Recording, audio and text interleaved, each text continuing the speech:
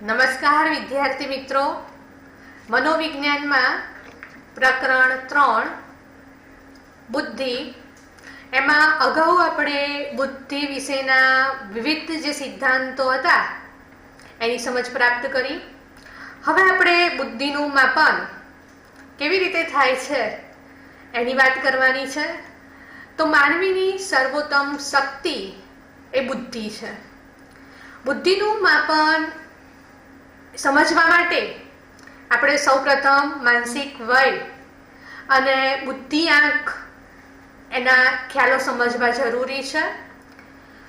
આપણે અગાઉ પણ બુદ્ધિનું માપન કરવા માટે જે બુદ્ધિઆંકનું સૂત્ર હતું એની સમજ આપી હતી તમને કે બુદ્ધિઆંક બરોબર માનસિક વય ભાગ્યા શારીરિક વય ગુણ્યા 100. તો પહેલા આપણે માનસિક વય કોને કહેવાય એની સમજ પ્રાપ્ત કરીએ. તો વ્યક્તિ જે પર્યાવરણમાં રહે છે તેના સંબંધમાં તેના માનસિક વિકાસની કક્ષા. બાળકો, વ્યક્તિ જે પર્યાવરણમાં રહેતો હોય એ પર્યાવરણના સંબંધમાં તેના મગજનો વિકાસ કેટલો થયો છે એ નક્કી કરતી જે કક્ષા છે એને માનસિક વય તરીકે ઓળખવામાં આવે છે. તો માનસિક વય કેવી રીતે નક્કી કરી શકાય એની આપણે સૌપ્રથમ સમજ પ્રાપ્ત કરવી જરૂરી છે. તો જે બાળકની બુદ્ધિનું માપન કરવાનું હોય એની હાલની જે શારીરિક ઉંમર હોય એના કરતાં 2-3 વર્ષ ઓછી ઉંમરની કસોટીથી શરૂઆત કરવામાં આવે છે. વ્યક્તિએ જે સાચા જવાબો આપેલા હોય કસોટીની અંદર તો એના આધારે એની માનસિક વય નક્કી કરવામાં આવે છે. કસોટીના સાચા ઉત્તર દીઠ 2 માસની માનસિક વય ગણવામાં આવે છે. વિદ્યાર્થી મિત્રો, આ ખાસ બાબત ધ્યાનમાં રાખજો કે વ્યક્તિને જે કસોટી આપવામાં આવે છે અને એ કસોટીના તે જે સાચા જવાબો આપે એ સાચા જવાબ દીઠ 2 માસની એની માનસિક વય ગણવામાં આવે. એટલે કે દરેક વર્ષની જે કસોટી હોય એમાં 6 પ્રશ્ન હોય છે અને કસોટી આપતી વખતે બાળક દ્વારા મોટામાં મોટી ઉંમરની જે કસોટી છે અને એના સર્વ પ્રશ્નોના એ સાચા જવાબ આપે તો એ એની પાયાની ઉંમર થઈ ગણાય. હવે આપણે માનસિક વય કેવી રીતે શોધાય એની ઉદાહરણ દ્વારા સમજૂતી પ્રાપ્ત કરીશું. કે એક બાળક એ 12 વર્ષનું છે અને એને કસોટી આપવામાં આવે. હવે એ કસોટીમાં એ 60 જવાબ સાચા પડે છે તો એના સાચા જવાબ દીઠ 2 માસની ગણતરી કરવામાં આવે. બાળકો, ફરીથી એક વખત બરોબર સમજી લેજો. બાળકની ઉંમર કેટલા વર્ષની છે? તો 12 વર્ષની છે. આ 12 વર્ષ એની શારીરિક ઉંમર થઈ કહેવાય. હવે એને કસોટી આપવામાં આવે અને કસોટીમાં એ 60 જવાબો એના સાચા પડે છે તો એક જવાબ દીઠ 2 માસ, માસ એટલે મહિના, 2 માસ 2 મહિનાની ગણતરી કરવામાં આવે તો 60 ગુણ્યા 2 બરોબર 120 માસ થાય. હવે આ જે 120 માસ છે એ મહિના છે એને આપણે વર્ષમાં રૂપાંતર કરવાના છે. તો એક વર્ષના કેટલા મહિના? તો 12 મહિના. તો 120 માસ મહિના એને વર્ષમાં રૂપાંતર કરીએ તો 10 વર્ષ એની માનસિક વય થઈ કહેવાય. હવે આપણે શારીરિક વય કોને કહેવાય એની વાત કરીએ. તો જન્મ તારીખ પ્રમાણે ગણતા થતી બાળકની વયને શારીરિક વય કહેવાય છે. આપણને કોઈ પૂછે કે તમારી ઉંમર કેટલી થઈ તો આપણે એનો જવાબ આપણી જન્મ તારીખના આધારે આપીએ છીએ. તો એ જન્મ તારીખના આધારે આપણે જે આપણી ઉંમર કહીએ છીએ તો એને શારીરિક વય તરીકે ઓળખવામાં આવે છે. આપણે બુદ્ધિઆંક શોધવા માટેનું સૂત્ર, તો બુદ્ધિઆંક એને બુદ્ધિલબ્ધિ પણ કહેવાય અને આઈક્યુ પણ કહેવાય. તો બુદ્ધિઆંક બરોબર માનસિક વય ભાગ્યા શારીરિક વય ગુણ્યા 100. આ બુદ્ધિઆંકનું સૂત્ર વિલિયમ સ્ટરને આપ્યું હતું 1912માં. આના આધારે કેટલીક વખત ટૂંકા પ્રશ્નો પૂછાય છે, જેમ કે શારીરિક વય કોને કહેવાય, માનસિક વય કોને કહેવાય, બુદ્ધિઆંકનું સૂત્ર જણાવો, બુદ્ધિઆંકનું સૂત્ર સૌપ્રથમ કોણે અને ક્યારે આપ્યું હતું. તો આવા વિવિધ ટૂંકા પ્રશ્નો આ મુદ્દાના આધારે પૂછાય છે. આગળ વાત કરીએ કે તેજસ્વી બાળક હોય એટલે કે જેનો બુદ્ધિઆંક 130 થી વધારે હોય, વધારે જોવા મળતો હોય, એવા જે તેજસ્વી બાળકો છે તો એમની માનસિક વય એની શારીરિક વય કરતાં હંમેશા વધારે હોય છે.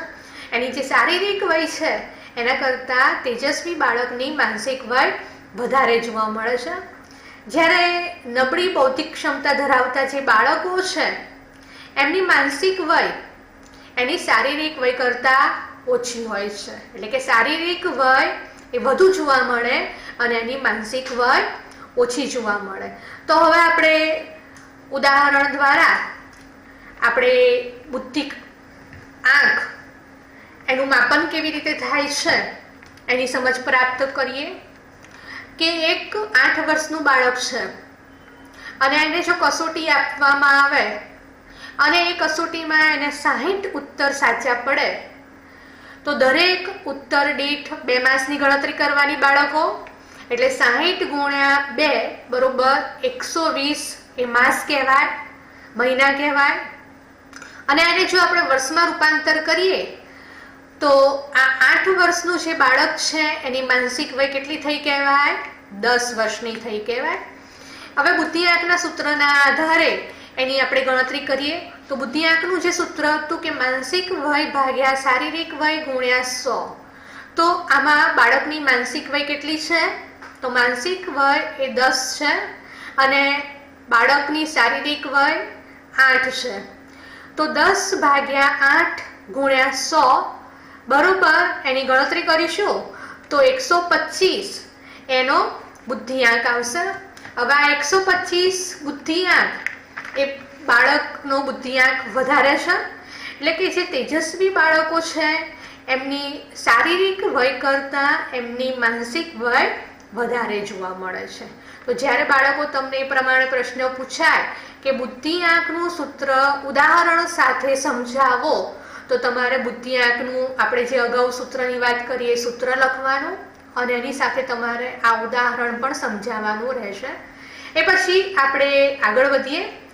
બીજું ઉદાહરણ એની વાત કરીએ તો 12 વર્ષનું બાળક છે અને એને કસોટી આપવામાં આવે તો એ કસોટીની અંદર એને 54 ઉત્તર સાચા પડે છે. હવે એક ઉત્તર દીઠ 2 માસની ગણતરી કરવાની છે બાળકો, એ તમને ખ્યાલ આવી ગયો. તો 54 ગુણ્યા 2 બરોબર 108 એ માસ થયા કહેવાય, મહિના થયા કહેવાય. હવે એને વર્ષમાં રૂપાંતર કરીએ આપણે તો વર્ષમાં રૂપાંતર કરતા એની માનસિક વય કેટલા વર્ષની થાય? તો 9 વર્ષની થાય.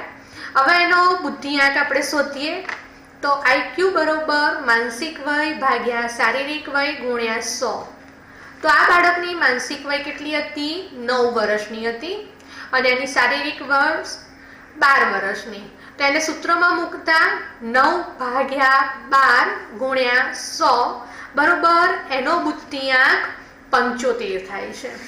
અહીં આપણે જોઈએ છીએ કે જે બુદ્ધિઆંક છે એ ઓછો જોવા મળે છે.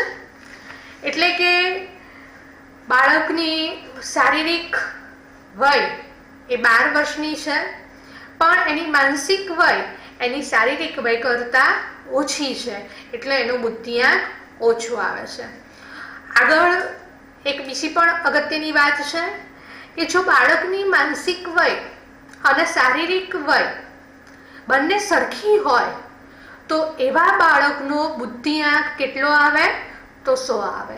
કેટલીક વખત આ પણ વિકલ્પ અને ટૂંકા પ્રશ્ન સ્વરૂપે પૂછાતો હોય છે. તો આ પણ તમારા બાળકો ખાસ યાદમાં રાખવાનું કે એની માનસિક વય અને એની શારીરિક વય બંને સરખી હોય તો એનો બુદ્ધિઆંક કેટલો જોવા મળે છે? તો 100 જોવા મળે છે. હવે આધુનિક જે બુદ્ધિ કસોટીઓ છે એની અંદર માનસિક વય ગણવાની જરૂર રહેતી નથી. પહેલાંની જે બુદ્ધિ કસોટીઓ હતી એમાં માનસિક વયની ગણતરી કરવી પડતી હતી, પણ હવે જે આધુનિક બુદ્ધિ કસોટીઓ છે એમાં માનસિક વય ગણ્યા વિના માત્ર માનાંક કોઠા જ આપવામાં આવે છે, અને માનાંક કોઠા એમાં આધારે સીધો જે તે વ્યક્તિનો બુદ્ધિઆંક કેટલો છે એ સરળતાથી શોધી શકાય છે. તો અહીં આપણે બુદ્ધિઆંક કેવી રીતે શોધાય એના સૂત્રની વાત કરી, સૂત્ર કોણે આપ્યું, ક્યારે આપ્યું એની સમજ પ્રાપ્ત કરી, અને બુદ્ધિઆંકનું જે સૂત્ર હતું એમાં જે માનસિક વય અને શારીરિક વય એની વ્યાખ્યાની સમજ પ્રાપ્ત કરી, અને સૂત્રની મદદથી કેવી રીતે બુદ્ધિઆંક શોધી શકાય એની પણ મેં તમને સમજ આપી બાળકો. હવે આની અંદર આગળ એક બીજો મુદ્દો છે એની આપણે વાત કરીએ. બીજો મુદ્દો છે બુદ્ધિ કસોટીના પ્રકારો. તો બુદ્ધિનું માપન કરવા માટે ઉપયોગમાં લેવાતી જે કસોટી છે એને બુદ્ધિ કસોટી કહે છે. કેટલીક વખત ટૂંકો પ્રશ્ન પૂછાય કે બુદ્ધિ કસોટી કોને કહેવાય? તો બુદ્ધિનું માપન, આપણે બુદ્ધિનું જે માપન કરવાનું છે અને એના માટે જે ઉપયોગમાં લેવાતી કસોટીઓ છે એને બુદ્ધિ કસોટી કહેવામાં આવે છે. હવે બુદ્ધિ કસોટીના 4 પ્રકાર છે. એમાં પહેલું છે એક જ સમયે એક જ વ્યક્તિને આપી શકાય તો એવી જે કસોટી છે એને વ્યક્તિગત બુદ્ધિ કસોટી કહેવામાં આવે. આ બુદ્ધિ કસોટીનો પહેલો પ્રકાર છે વ્યક્તિગત બુદ્ધિ કસોટી. તો વ્યક્તિગત બુદ્ધિ કસોટી કોને કહેવામાં આવે? તો એક જ સમયે એક જ વ્યક્તિને આપવામાં આવે છે તો એવી જે કસોટી છે એને વ્યક્તિગત બુદ્ધિ કસોટી કહેવામાં આવે છે. હવે બુદ્ધિ કસોટીનો આ બીજો પ્રકાર છે સામૂહિક બુદ્ધિ કસોટી. તો સામૂહિક બુદ્ધિ કસોટી કોને કહેવામાં આવે? તો એક સમયે એક સાથે અનેક લોકોને આપી શકાય તો એવી જે કસોટી છે એને સામૂહિક બુદ્ધિ કસોટી કહે છે. તમે જુઓ કે શાળાની અંદર અભ્યાસ કરતા બાળકોનું બુદ્ધિનું માપન કરવું હોય તો એક વર્ગના બધા જ બાળકોને એક સાથે કસોટી આપવામાં આવે તો એવી જે બુદ્ધિ કસોટી છે એને આપણે સામૂહિક બુદ્ધિ કસોટી કહીશું. એ પછી બુદ્ધિ કસોટીનો ત્રીજો પ્રકાર છે શાબ્દિક કસોટી. તો જે કસોટીમાં માત્ર લેખિત પ્રશ્નો જ હોય અને એના જવાબો લેખિત સ્વરૂપે જ આપવાના હોય તો એને આપણે શાબ્દિક કસોટી કહીએ છીએ. એટલે કે કેવી કસોટી જોવા મળે કે એમાં પ્રશ્નો કેવા સ્વરૂપના હોય? તો લેખિત પ્રશ્નો હોય, અને પ્રશ્નોના જવાબ પણ કેવી રીતે આપવાના હોય? તો લેખિત સ્વરૂપમાં જ આપવાના હોય છે. તેને શાબ્દિક કસોટી કહેવામાં આવે છે. હવે બુદ્ધિ કસોટીનો છેલ્લો અને ચોથો પ્રકાર અશાબ્દિક કે ક્રિયાત્મક કસોટી. તો કેટલીક વખત વિકલ્પ અને ટૂંકો પ્રશ્ન પૂછાય કે અશાબ્દિક કસોટી એને બીજા કયા નામે ઓળખવામાં આવે છે? તો એને ક્રિયાત્મક કસોટી પણ કહેવામાં આવે છે. તો જે કસોટીમાં ચિત્રો વડે કે કોઈ ક્રિયા દ્વારા બુદ્ધિનું માપન થાય છે અને શબ્દોનો ઓછામાં ઓછો ઉપયોગ કરવામાં આવે તો એવી જે કસોટી છે એને આપણે અશાબ્દિક અથવા તો ક્રિયાત્મક કસોટી કહીશું. જો બાળકો આમાં લેખિત સ્વરૂપના પ્રશ્નો હોતા નથી, તો આ જે કસોટી છે એમાં કેવા પ્રશ્નો હોય છે? તો ચિત્રો સ્વરૂપના હોય છે. કેટલીક વખત ક્રિયા સ્વરૂપના પ્રશ્નો હોય છે અને એના આધારે વ્યક્તિના બુદ્ધિનું માપન થાય છે, એટલે કે શબ્દોનો ઓછામાં ઓછો ઉપયોગ કરવામાં આવે છે. તો એવી જે કસોટી છે એને આપણે અશાબ્દિક અથવા તો ક્રિયાત્મક કસોટી કહીશું. બાળકો જે આપણે બુદ્ધિઆંક એની અને એની સાથે સાથે બુદ્ધિ કસોટીના જે પ્રકારો હતા એની પણ સમજ પ્રાપ્ત કરી. આ બુદ્ધિ કસોટીના પ્રકારો એના આધારે ટૂંકો પ્રશ્ન પૂછાય કે બુદ્ધિ કસોટી કોને કહેવાય, બુદ્ધિ કસોટીના પ્રકારો કેટલા છે અને કયા કયા, અને દરેક પ્રકાર જે હતા એના આધારે સંકલ્પના સ્વરૂપે પણ પ્રશ્નો પૂછાતા હોય છે.